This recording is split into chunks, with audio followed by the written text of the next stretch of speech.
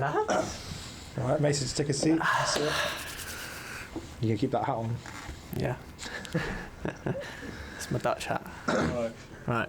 Camera Is this a rolling? serious one? This is very serious. Don't start doing all this. Camera rolling, director cut. Now get the board out, start. My best memory about Arnhem would be, I love the town centre. It's not a big town, there's not loads going on, but to get away from the training ground and go to the town centre, it wasn't far. It's a little 5-minute drive. You had the main things that you need, like a cinema. There was a little pizza place that I used to go to a lot with my family. When they come over, they loved it as well. And they did this like big Nutella pizza. So you'd have a normal pizza and then I'd finish with a big Nutella pizza dessert. It's cosy. You see a lot of people that you know around the place. And when you saw fans, they always come up to you and be so welcoming and say keep going. And they were big fans of the club. I know I was only there for the year and for the season, but yeah, to me, Arnhem definitely felt at home.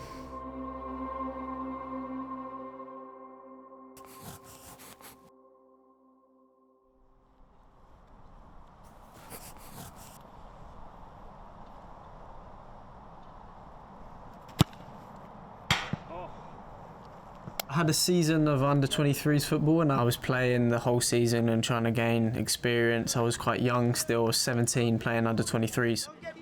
And I remember Neil Bath, Henk Fraser giving me the idea of maybe going to Vitesse the next season after. I think Lewis Baker was out there at the time and he was scoring goals, he was getting assists, doing very well. A lot of people were speaking about him. So I had the chance to kind of watch him, watch how they play, watch the league and understand more and more about what it would be like to go out there and play.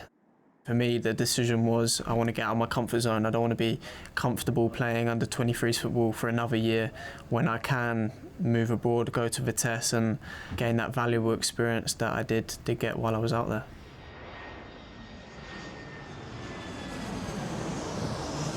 Meeser kwam hier, toen was hij nog eigenlijk een jeugdspeler van Chelsea. Meeser was een bewegelijke speler, die een goede trap had, die een goed overzicht had. Ja, en keihard wil werken eigenlijk. Natuurlijk wil je voor het voetbal en dan moet je ook wel eens. En je weet niet waar je terechtkomt. En dat is niet voor iedereen weggelegd, want soms hebben jongens ook wel moeite mee om die stap te maken.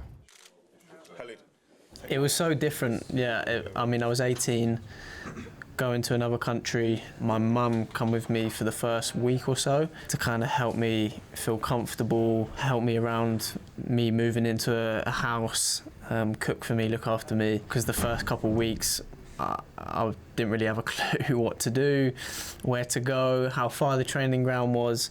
But then I got more and more comfortable. The staff there, Miriam, who's the player liaison, helped me so much, was absolutely brilliant with all of the stuff off the pitch, away from football.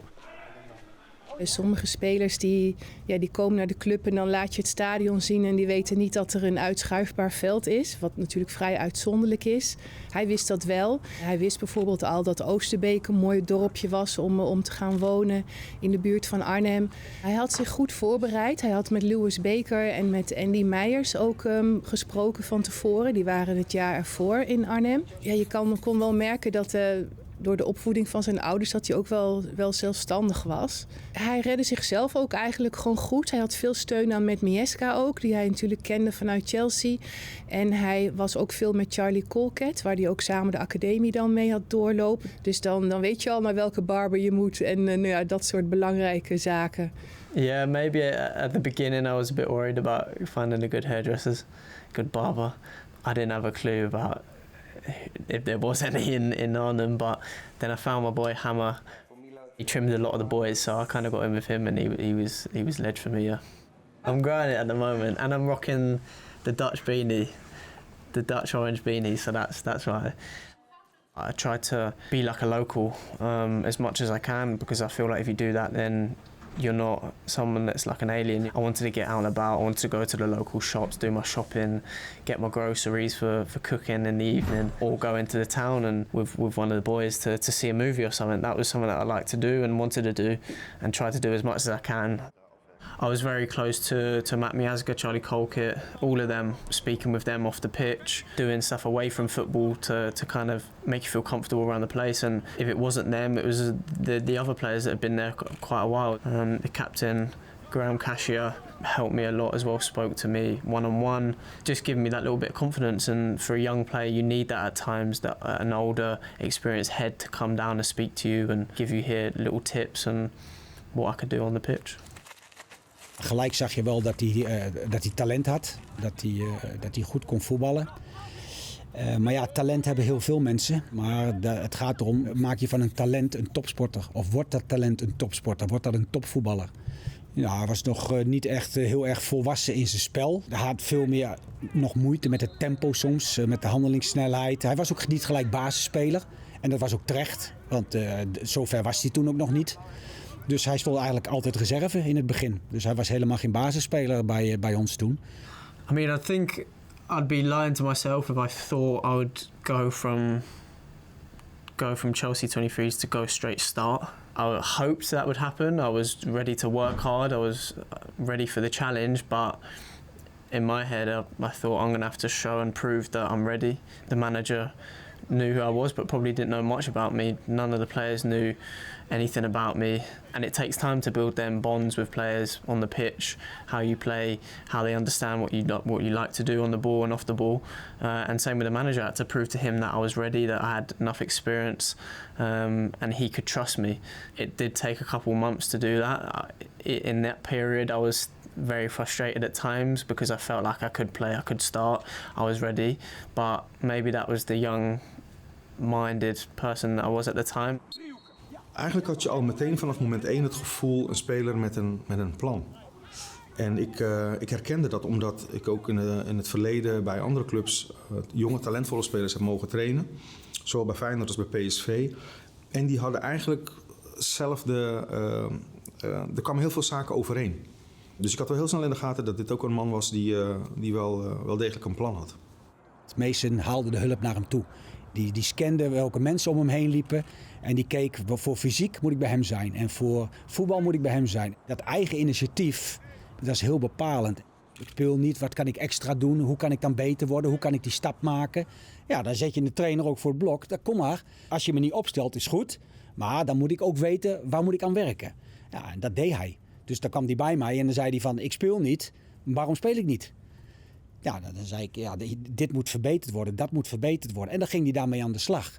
Of het nou na de trainingen was of voor de trainingen, hij was altijd aan het investeren in zichzelf. En hij was zo'n type die hoeft hij niet te zeggen van, zullen we nog even blijven of wat dan ook. Nee, hij deed het al van zichzelf.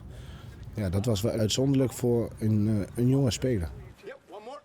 I always stayed very focused in training. I was giving it everything. I was always ready when called upon to step up and prove that I was ready. And at any chance I did get, if it was in training and we played a little game or we played an 11-side game, I was ready to step up and show that even though I was a young player, new player within the team, that I could play and I could start. In het begin had ik zoiets van, oké, die moet nog wel laten zien fysiek dat hij de strijd aan kan. Hij had ook behoorlijke concurrentie. Hè. Ik meen Tolani Serrero, Navarone voor, Bruns. Dus vandaar ook in het begin de keuze om hem niet meteen te laten spelen. Een trainer kijkt gewoon naar de 11 jongens waar hij een wedstrijd mee kan winnen. Daar zijn wij niet met Mason Mount alleen bezig. Wij zetten hem niet reserve om hem sterker te maken. Hij zat reserve omdat hij op dat moment niet de beste op zijn positie was. Er stond een ander op zijn positie omdat hij nog niet zo ver was. Maar je gebruikt wel het praktische voorbeeld om hem sterker te maken. Je zit nu in deze situatie, hier moet je uitkomen. Such a special day to make my debut. Not just my professional debut, but my debut for Vitesse. To have my family there, my mum and dad were there in the crowd. It was 10 minutes probably, maybe a bit longer, maybe shorter. It was a big day for me and somewhat a day that I'm gonna obviously remember and really it's gonna stay close to my heart for a long time.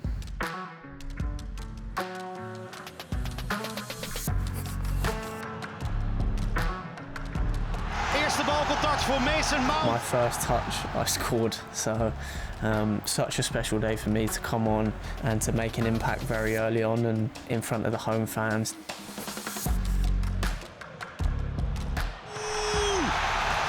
Wat een prima goal is dit ook, zeg. I scored a lovely goal, so that was something that I'd remembered. Frankie played the ball over the top and it was just a one-touch finish outside of my right foot. I think it made it 4-2 or something, but for me it was a good moment.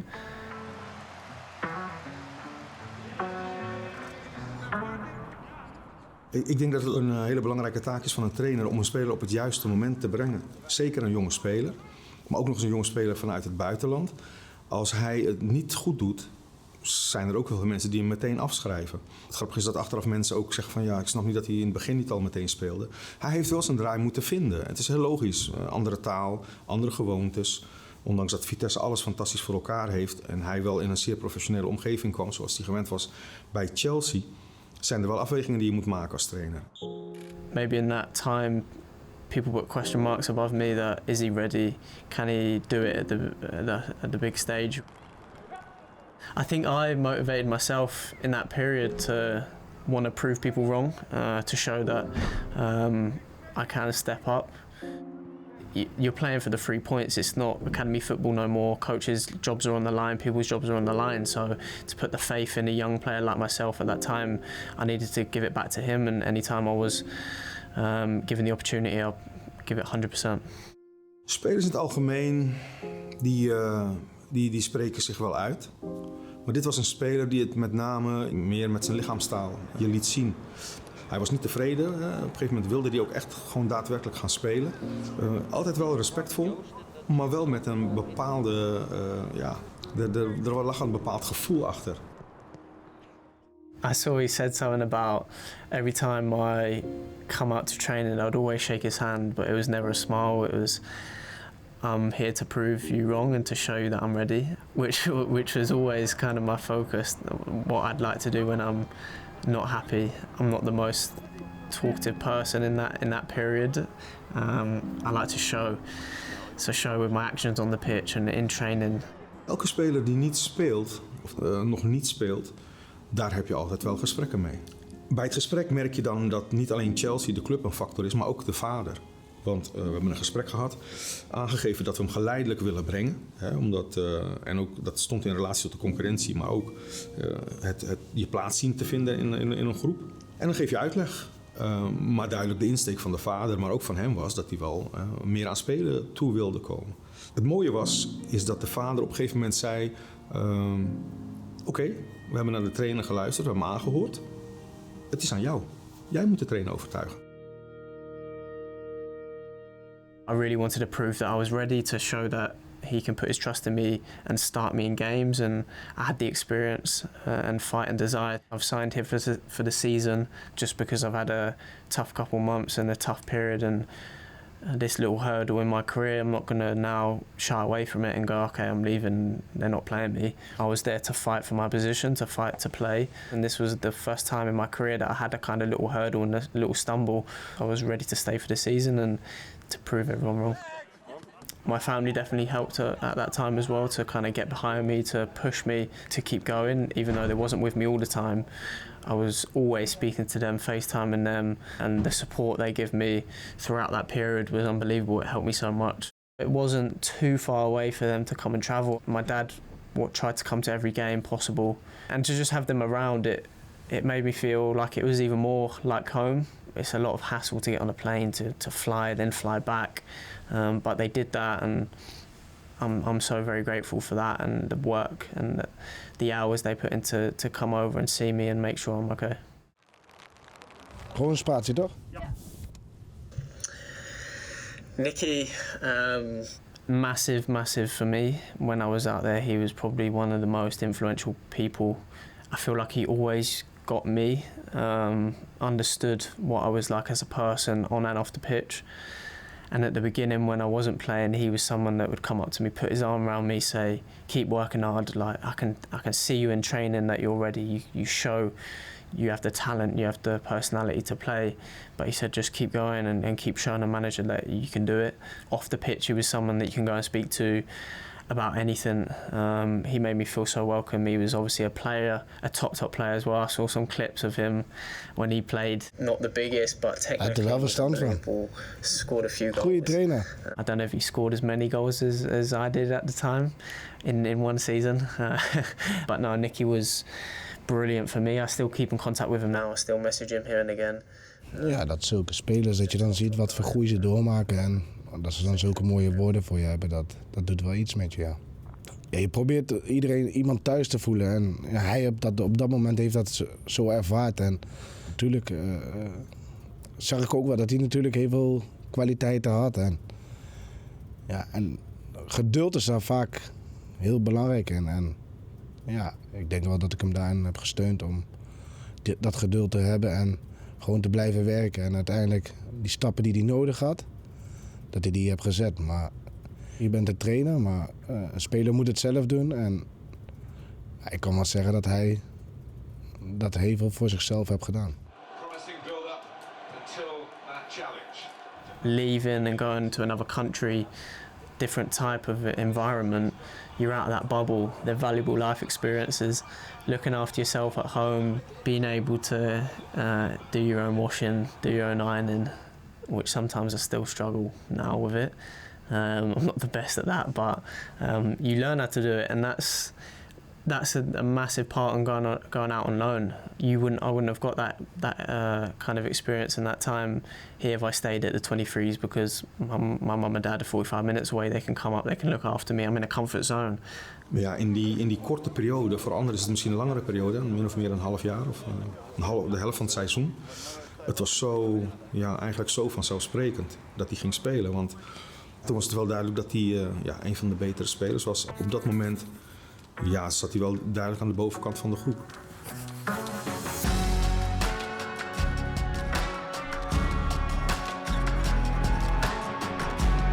Het blijkt wel dat het juiste moment was. Voor hem, maar ook zeer zeker voor ons. Het verliep zo soepeltjes.